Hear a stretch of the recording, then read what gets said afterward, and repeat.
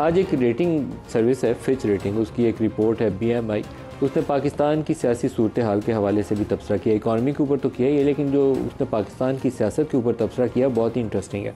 वो कहते हैं कि मौजूदा हुकूमत जो है 18 माह तक चल सकती है और इमरान खान उसके हक़ में फ़ैसले तो आ रहे हैं, लेकिन मुस्तक़बिल करीब में ऐसा कोई चांस नहीं है कि इमरान खान बाहर आ जाएँ, जेल से निकलें, रिहा हो जाएँ या इक़्तिदार में वापस आ जाएँ।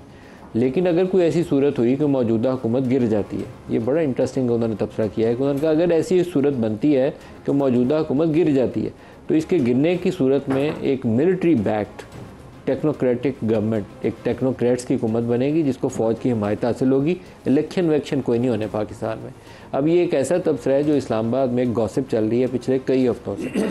उनका ख्याल ये है कि शहबाज शरीफ इज़ हाईली अनपॉपुलर। ये राय खुलेआम दी जाती है, कोई ऐसी चीज़ नहीं मैं जो आपको ख़बर के तौर पर बता रहा हूँ। और इकनॉमिक डिफ़िकल्टीज़ बहुत ज़्यादा है, महंगाई बहुत ज़्यादा है, और IMF का जो एग्रीमेंट इन्होंने किया है उसके नतीजे में बजट के अंदर कुछ इक़दाम लिए हैं, उससे महंगाई में भी और इजाफा होना है। और ये ऐसी सूरत हाल है कि जो कोई भी पोलिटिकल गवर्नमेंट, ताकतवर गवर्नमेंट जो है वो भी ये बोझ उठाने की पोजीशन में नहीं होती। तो PMLN की हुकूमत माइनॉरिटी गवर्नमेंट है, पीपल्स पार्टी के वोटों के सर पे खड़ी है। अगर पीपल्स पार्टी के वोट साथ ना हो तो इनके पास सादा अक्सरियत भी नहीं है। तो ये एक बहुत ही वल्नरेबल सा सेटअप है। तो ऐसे वल्नरेबल सेटअप में कितनी देर ये चल पाएंगे, इसके ऊपर यहाँ चह में गोइयाँ यही होती थी कि ये ज़्यादा देर शहबाज शरीफ सर्वाइव नहीं कर सकेंगे। फिर दूसरी एक क्यास रही वो सिविल मिलिट्री रिलेशंस के हवाले से होती है, क्योंकि कुछ फ़ैसले ऐसे सुप्रीम कोर्ट से और हाई कोर्ट से आए हैं जो बज़ाहिर PTI की फेवर में जाते हैं। जैसे रिज़र्व सीट का फ़ैसला है, तो मेरा तो ख्याल ये है कि पहले सुप्रीम कोर्ट ने जब बल्ले का निशान के ऊपर फ़ैसला हुआ था और इलेक्शन कमीशन का जो फ़ैसला था वो नाइंसाफ़ी थी। अब सुप्रीम कोर्ट ने उस गलती की इस्लाह की है। उन्होंने कहा कि इलेक्शन कमीशन ने मिस इंटरप्रेट की थी उनका फ़ैसला, अब उन्होंने उसकी दुरुस्तगी कर दी। लेकिन एक सियासी हलकों में उसका तासुर यह है कि ये PTI के हक़ में फ़ैसले आए हैं। इस्टेब्लिशमेंट पता नहीं ये चाहती थी या नहीं चाहती थी, लेकिन क्या पॉलिटिकल गवर्नमेंट ऐसी सिचुएशन में सर्वाइव करेगी? तो नए आर्मी चीफ का तकर्रर होता है नवंबर के महीने में जाकर, 29 नवंबर है आई थिंक 2025 उसकी तारीख है। तो अब से लेकर जो तब तक की मुद्दत है आप इसको जमा कर लें तो ये 16-17 माह का जो अर्सा बनता है। ज़्यादातर लोग इस मौजूदा हुकूमत को उतना ही टाइम देते हैं। तो फिच ने कोई बहुत बड़ी कोई साइंस नहीं डेवलप की कि ये 18 महीने बाकी हैं इस हुकूमत के पास। इसने भी यही देखा है कि नवंबर एंड तक आर्मी चीफ की मुद्दत है, तो तब तक तो ये बच जाएंगे, शायद उससे ज़्यादा इनका चलना मुश्किल होगा।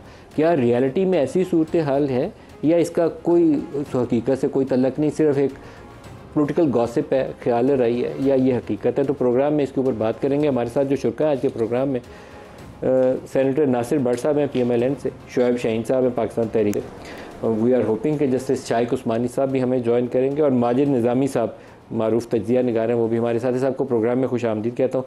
बट साहब 1.5 साल ताड़ी हुकूमत जान वाली कोई इंजी की सूरत हाल है सर? बिस्मिल्लाहिर्रहमानिर्रहीम। ऐसी कोई बात आई नहीं, ये 5 साल हुकूमत चलेगी। तो 5 साल में इंशाल्लाह हमने पीपल्स पार्टी ने और MKM ने साथ मिल के हुकूमत बनाई है। इसके अलावा आप मुझे बताएं जो जिस तरह के इलेक्शन हुए हैं 2024 जिन्होंने आपको साथ मिलाया, अगर उन्होंने आपको साथ मिलाने का फैसला वापस ले लिया फिर क्या करें? नहीं, देखिए हमने मिल के फैसला किया है, पीपल्स पार्टी ने, मुस्लिम लीग नून ने और MKM ने, कि जिस तरह के हालात थे अगर हुकूमत हमने तो पहले अभी जरदारी साहब का चंद दिन पहले एक बयान आया था तो हुकूमत बनवा भी सकते हैं तो गिरा भी सकते हैं, आपको पता है? उसके बाद बड़ा शोर मचा था। नहीं देखिए, वो हमारे साथ शामिल हैं, गवर्नर उनके हैं, पंजाब में उनके गवर्नर हैं, KPK में उनके गवर्नर हैं, सेनेट के चेयरमैन उनके हैं, डिप्टी स्पीकर उनके हैं। तो वो हमारे साथ कोलिशन में शामिल हैं और हम और पीपल्स पार्टी और हम जिम्मेदार हैं जो हुकूमत हमने ये बनाई है। लेकिन जो हालात हैं आप मुझे बताएं, ये मखसूस नशिस्तों पे क्या हुआ? अगर जजेस ने ऐसे ही फैसले करने हैं तो फिर हुकूमत भी वही चला लें। अब आप मुझे तो लगता है जजेस ने अच्छा फैसला किया। नहीं, क्या अच्छा, क्या वो जो PTI है वो गई थी कि मैं सीटें थे, वो तो सुन्नी आ गया, उनका तो कोई उधर नुमाइंदा ही नहीं था। देखिए ना, पाकिस्तान में कमाल ये है, सुप्रीम कोर्ट ने एक फ़ैसला किया, उसके ऊपर इलेक्शन हो गए।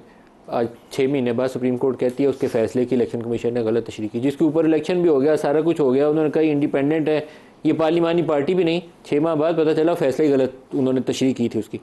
सुप्रीम तो उसकी इस्लाह नहीं करनी सुप्रीम कोर्ट? देखिए सुप्रीम कोर्ट ने तो जुल्फिकार अली भुट्टो उनको फांसी चढ़ा दी उसकी। उसके बाद अब फैसला किया, आप कहा कि गलत दे दिया था। तो मुझे एक चीज मैं बार बार कहता हूँ कि मेरे कायद नवाज शरीफ को वो साकिब निसार ने जो गलत फैसले करके गलत किया था दी, तो उसको कटहरे में ले आते तो आज ये हालात ना होते। लाए ना कटहरे में, आपकी हुकूमत है, एक रेफरेंस भेजें। नहीं, उसको मोटो ले लिया ना सुप्रीम कोर्ट ने जुल्फकार और भुट्टो के केस में फैसला दे दिया जी कि वो गलत। कोशिश करिए ना, दरखास्त दें। देखें ना, मैं कहता हूँ ये भी काजी फायदा साहब एक नोटिस ले लें, बता दें हम मुस्लिम लीग की वर्कर को तो तसल्ली दे दें कि ये सुप्रीम कोर्ट ने जो किया था सारा काम, ये उसका नतीजा। आज हम जिस जगह 2018 में आपका शेर का निशान भी लिया था और सेनेट के देखे ना, लेकिन हमारे साथ जो कुछ हुआ, अगर उसकी सजाएं उन लोगों को मिल जाती, आज भी वक्त है, तो फिर ये हालात ना होते। आज महंगाई क्यों है? 2017 में आपकी हुकूमत रहने वाली है कि जाने वाली है, ये बताएं आप। नहीं, हमने 5 साल पूरे करने। शोएब साहब आप बताएं, ये हुकूमत चलेगी या 1.5 साल में छुट्टी हो जाएगी? ये तो अभी भी कौन सी हुकूमत है, ये तो कठपुतली हैं। जो चलाने वाला है और रावलपिंडी में बैठा हुआ है। कैबिनेट की मीटिंग नहीं हुई, अता तार उनको किसने अख्तियार दिया था जाकर के कहे कि नहीं जी हम आर्टिकल 6 भी लगा रहे हैं, बैन भी लगा रहे हैं। अब वो सागदार कह रहा है हमारी बात बता दियो, हमारी में बात बता दियो कि हमारा ये इरादा है।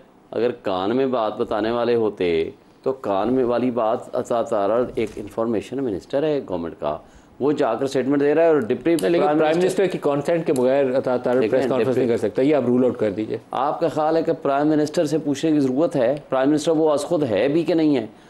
वो तो इनके अपने लोग इस बात को मानते हैं कि वो तो जो होता है ना, कठपुतली तो दूर की बात है, उससे भी कम तरह अगर उसको कोई दर्जा है तो वो है। कोई गलत लफ्ज़ कोई मुझे काटना पड़ेगा, इसलिए मैंने अगली लफ्ज़ से क्योंकि जो आपका इरादा बन रहा था वो ज़्यादा अवॉइड कर लिया जानते बूझते हुए आपके प्रोग्राम की प्रेस्टीज की वजह से। लेकिन देखें, बात यह है कि ना इनकी हुकूमत है, 17 सीटों वाले हुक्मरान अगर बन के बैठेंगे तो उनकी हैसियत क्या होगी, उनकी कॉम्पिटेंस क्या होगी, उनकी स्किल और विल क्या होगी, और कैसे आगे वो रिस्पॉन्ड करेंगे। बात सिंपल ये है, मुल्क इनसे नहीं चल रहा, आइन और क़ानून पामाल हो चुका है। इन्होंने कानून का जिस तरह से मिसयूज़ और मजाक करना शुरू कर दिया है। देखें, ये फैसला आया सुप्रीम कोर्ट का, क्या हमने अपने आप को खुद इंडिपेंडेंट किया था? किसके नाम पे वोट मिले थे? मुझे हो या जिसको भी हो, इमरान खान के नाम पे, पिटे के नाम पे वोट मिले थे।